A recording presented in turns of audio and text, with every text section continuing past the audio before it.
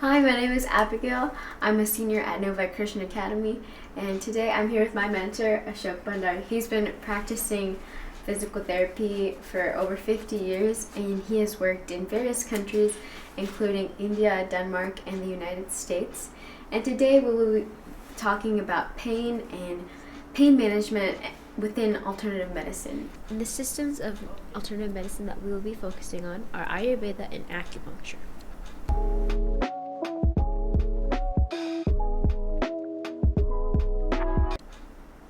So first off, what is pain? So I thought that maybe we could go into that.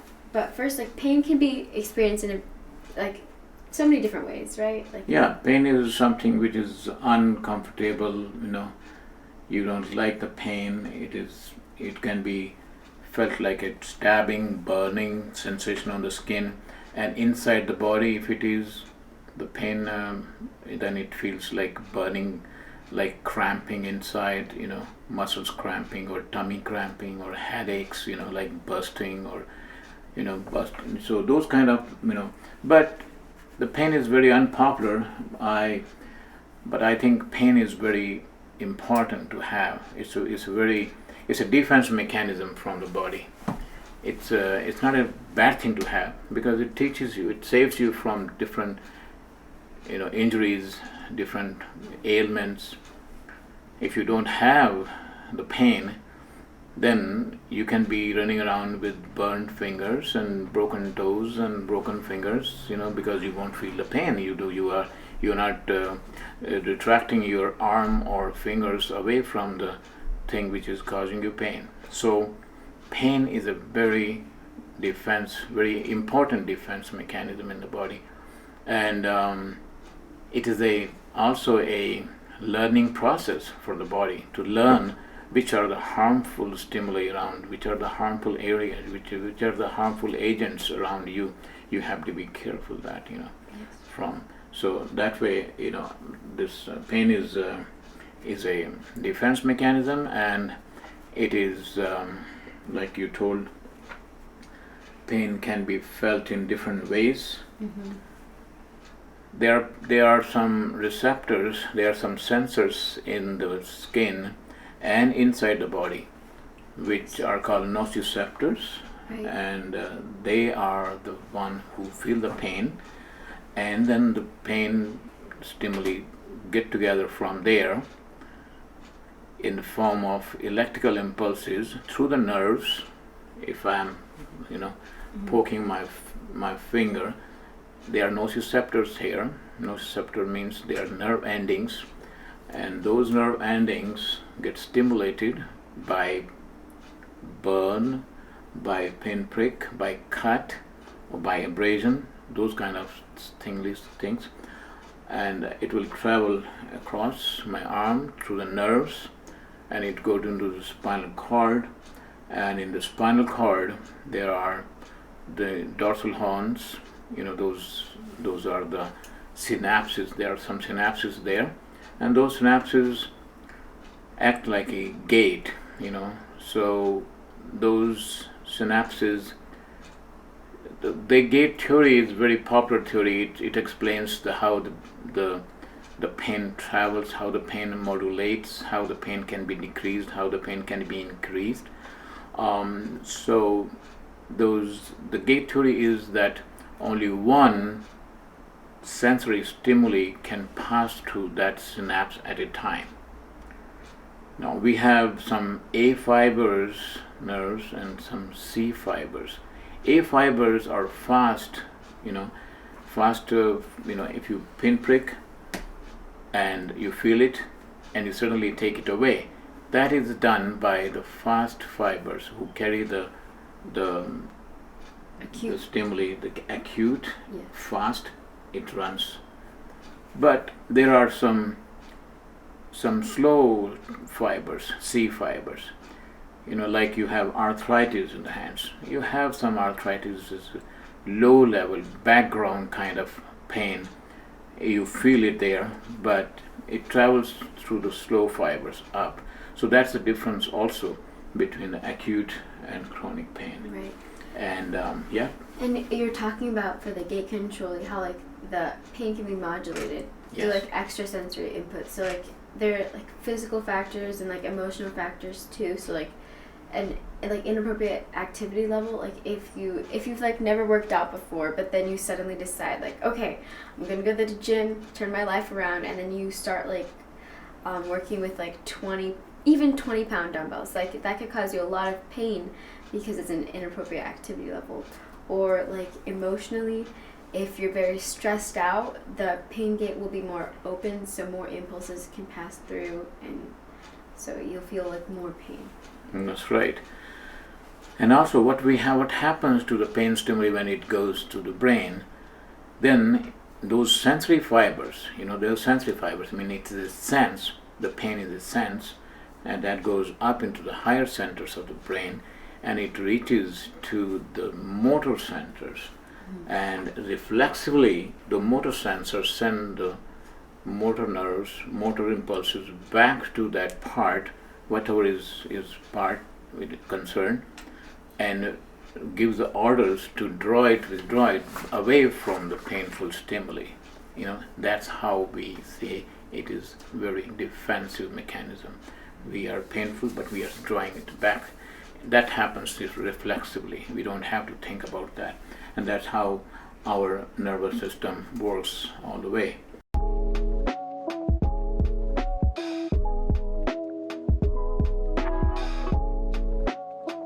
Our goal is to never have no pain, like you said earlier, because then we'd be walking around with like no idea what's happening, like you said, broken toes, burnt fingers, and like even like these natural systems of medicine, like that's what they try to maintain, like balance in the body, that modulating the pain so that you can function. Like the moment the pain or like the inflammation, as you said, like it, as soon as it inhibits like your daily function, that's when you gotta step in and be like, okay, like how do we do this? But Yes, that's a good thing. The point is that inflammation causes the pain.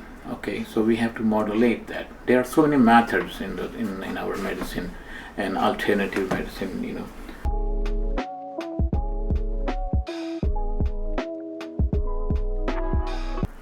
Ayurveda, it's a Sanskrit word. It comes from India. Ayurveda is from India. It's about 5,000 years ago. Our saints, our forefathers, very wise people, they started a system of Ayurveda. Ayurveda means the science of life. Ayu means life. Veda means science. It's a Sanskrit word. So Ayurveda means the science of life. So we have to, in the science of life studies, in Ayurveda, we deal with the food mainly, that what we eat. It says we are what we eat. If we eat junk, we become junk, in a simple way to say that way. But we have to depend on the food which we are given by the nature, where we live, what is our season, according to the season, according to the weather, we have to eat our food properly, and then whatever the herbs, whatever botany and botanical herbs are growing around us, every plant has a meaning, and it means every plant is some way or the other way is a medicinal plant. And that's what the whole Ayurveda deals with, that how we can use the food as medicine and how we can use the herbs as a medicine. Since we are talking about the chronic pain, Ayurveda is good in treating chronic pains. Let's take an example. We are talking about inflammation. So inflammation can happen outside, inflammation can happen inside. Bronchitis, that's inflammation of the bronchioles, and arthritis, inflammation of the joints. IBS, we are talking about inflammatory bowel disease, Right. and that can lead to ulcerative colitis inside, they are all inflammation. Too much inflammation in the large intestine is ulcerative colitis. Means ulcer, the colon is filled with ulcers, bleeding ulcers, pus secreting ulcers. So that is also because of the too much acid. But how we get too much acid? So that system in Ayurveda that deals with three kind of attributes that people have. Since if you go a little more deeper into Ayurveda, they say that our body is made up of water, earth, air, ether. So these are the our body is made of. Now in the attributes, three attributes means the three attributes are Pitta means fire, and Vata means air, and Kapha means water. So these are the words, these are the Sanskrit words for air, fire, and water. So since fire, we are talking about inflammation.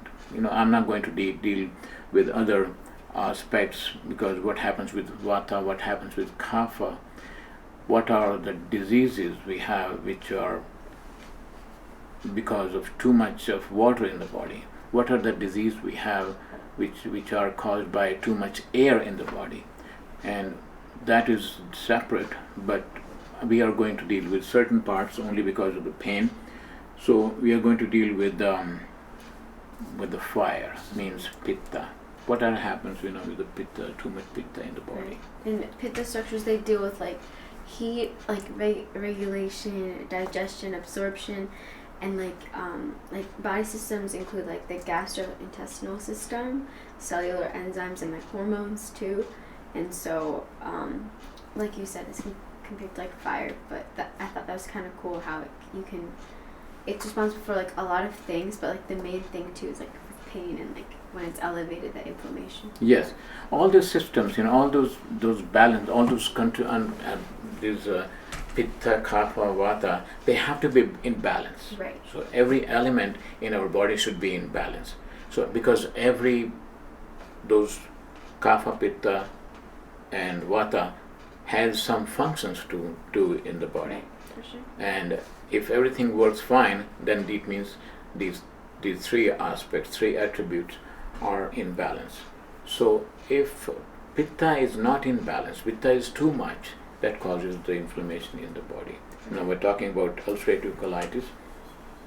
That happens if you too much fire in the body, too much heat in the body. It means if our food is wrong, it means we are eating food which are stimulating food, like coffee, chilies, the green chilies, red chilies, too much of like Coca-Cola, says a lot of acidic food. All the acidic food which you're talking about, that can cause these Pitta things. Too much Pitta, too much meat, too much heavy meat, like dark meat, Right. and that can cause also too much Pitta. And when you cannot body keeps on trying to maintain balance, but when you cross that balance, we are not maintaining balance, then imbalance causes the Pitta increase, and then suddenly those inflammation in the body, inflammation in the intestine starts happening, and we are dealing with too much Pitta. To balance that, we have to take those food which decreases Pitta, they are more cooling, just like watermelon, all the melons, they are very cooling. Those green vegetables, those and stay away from the spices, the strong spices. Then gradually your Pitta balance will come down, others will increase, and everything becomes balanced. So that's the way we have to deal with them. And if you can eat more alkaline food, that's just to cancel the too much acid, and if we can eat more alkaline, and that then can happen. That's why our blood is 7.35 on pH value, because this is a little alkali. Right. That's why. And our body keeps on maintaining that 7.35 to 7.45, because if it is too much acid in the body, then the body takes the calcium from the bones and make calcium carbonate, which is too much alkaline, and try to maintain the balance in the body. So that's why. So But Ayurveda use like a multidimensional approach. So you want to look at like the season you're in, like where you're living, like what are the elements that are available to you. It's looking at like nature, and then like obviously like your constitution. Are you Pitta dominant, and how will we like fix that, like modulate it? right. And just like even like spiritual and like emotional factors that we're not going to really get into it, but that also Yes. affects. Yeah, whatever is calming you, Right. for the Pitta, to control the Pitta, since we are talking about Pitta, whatever calms you, like meditation calms you, a cooling diet calms you, and whatever is calming you, a good, good music, soothing music calms you, that can be also a part of the that's why yoga is a good part. Right. There are certain asanas, certain postures in yoga which can be good to treat those doshas, those attributes in the body. That is also, we have to, if we want to live healthy, we have to live with the nature, what the nature gives us. So for example, in winter, nature doesn't give us watermelon and honey melons, and it doesn't give us those the lemons. Or so on other side, in winter, we don't get that, but in summer we get a lot of watermelons and a lot of these lemons, which we can make lemonade. It cools us. The watermelon cools us. They are more water containing. So these are the first examples, just few examples I'm giving you, that if we go according to what nature gives in that particular time of the year, that will help you to maintain the health, maintain those balances of these three doshas. And so Ayurveda is all about balance and flowing with nature, and even our other system, acupuncture, also is about like balance.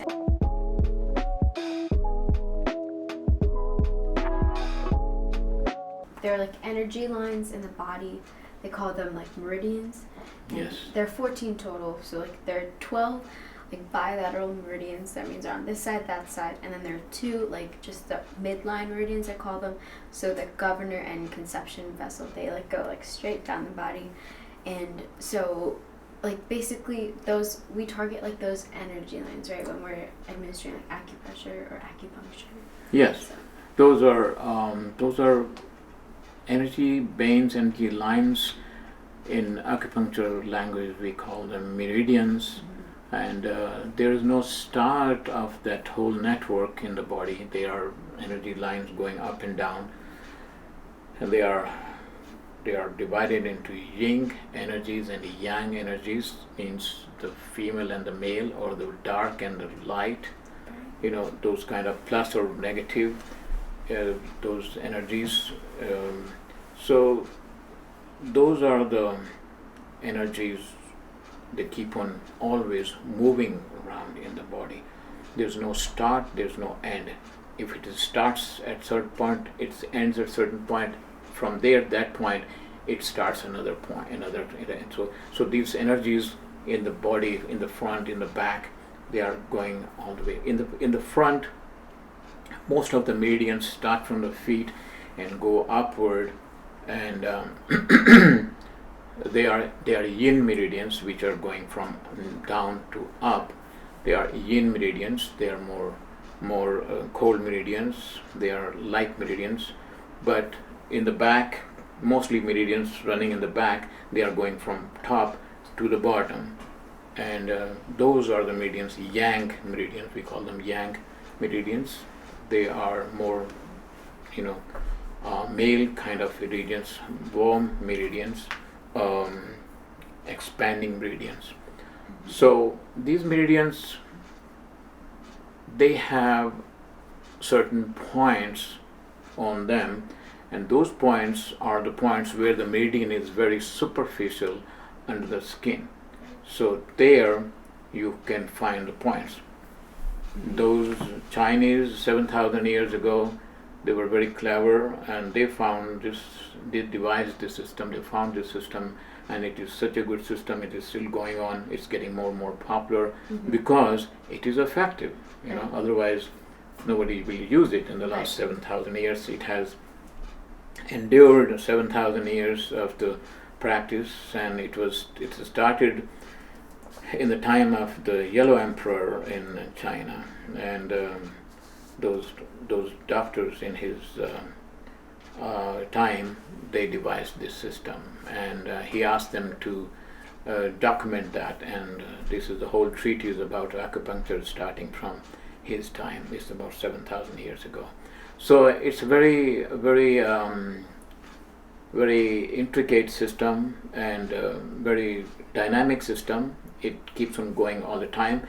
If some meridian's energy is going less, then that wherever the meridian goes, the meridians represent certain organs in the body, 14 organs in the body. So each organ has a meridian. So if the meridian are not working properly, it means the organ is not working properly. So it means the organ is getting some disease there.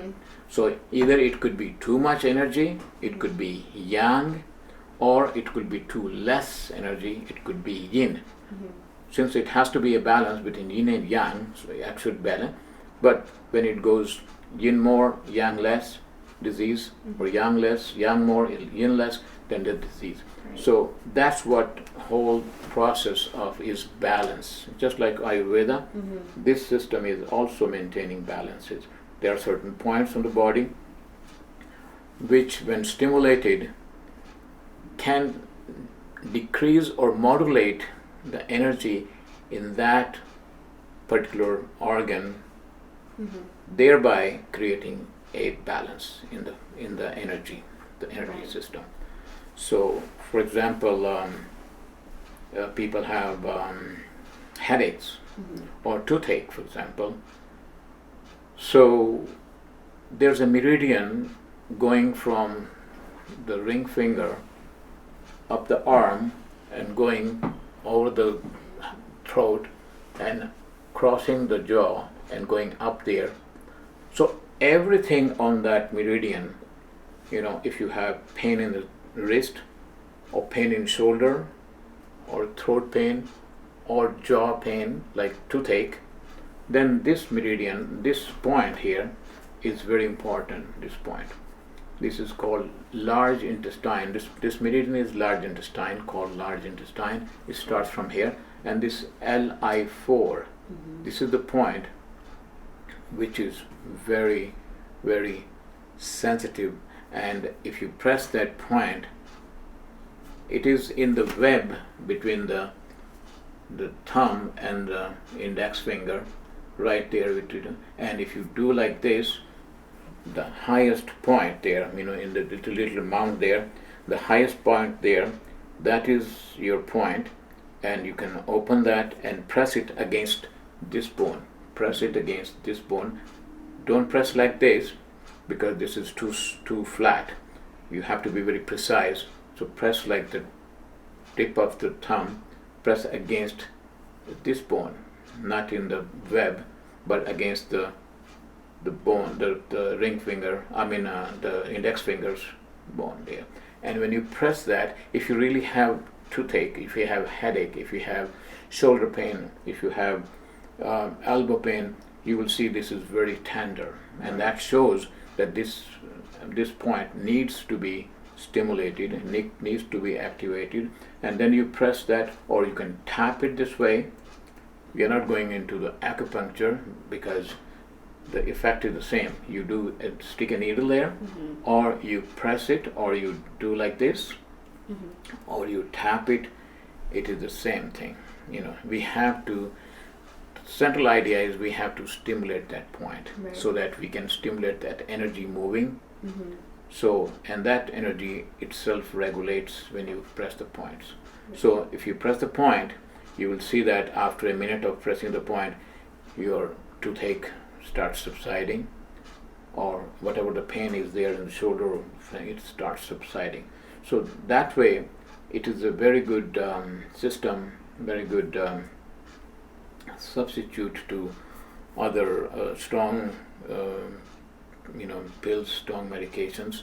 You can do that. If you're going to the dentist, you can keep using this point, and the dentist will be surprised that you are not shouting so much with the pain, because you are trying to modulate the pain there.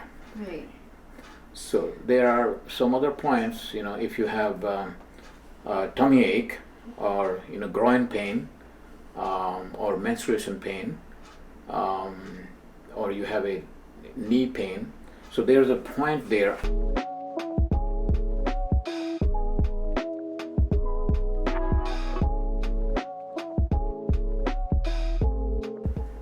So this is your malleole, and this is the inner side of the foot.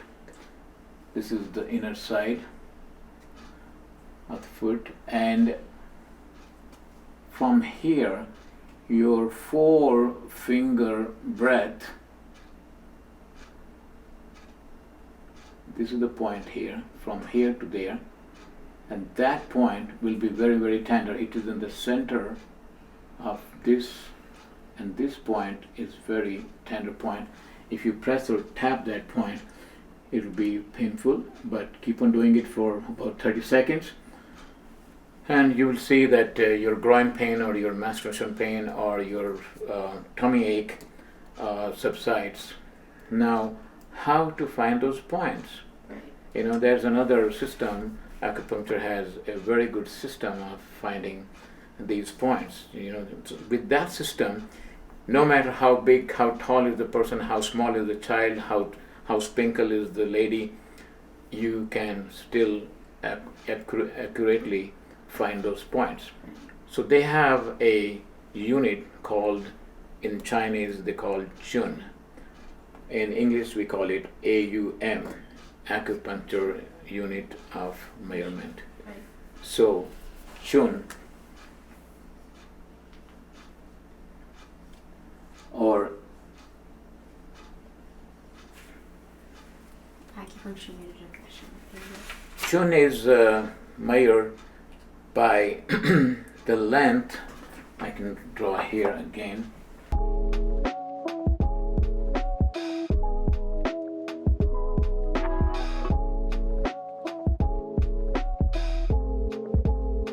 If we take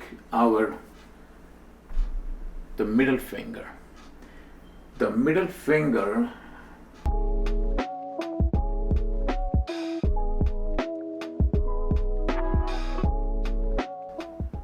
if we bend that, then this is the middle finger we are bending, just like this.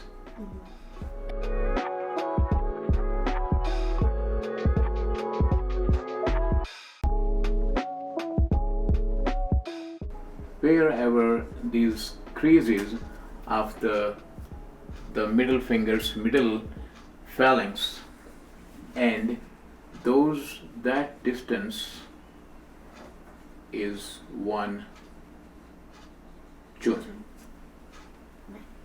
So this is measured by that the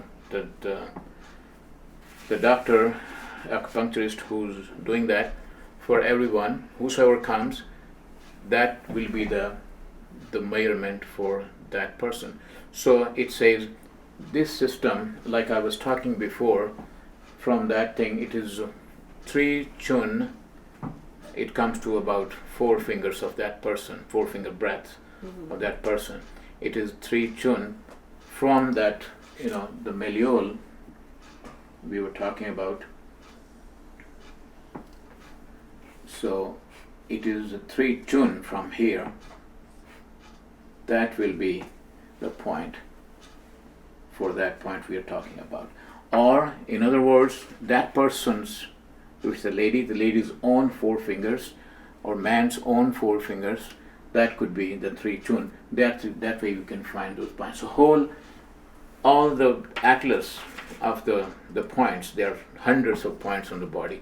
They're all are located that way. How many chuns it is there from there, and how many chun it is from the landmark, the body marks, or the landmark, any bony prominence or anything, just to locate those. But that's a very nice, beautiful system, that how to locate those points, and it's a very interesting system to know that.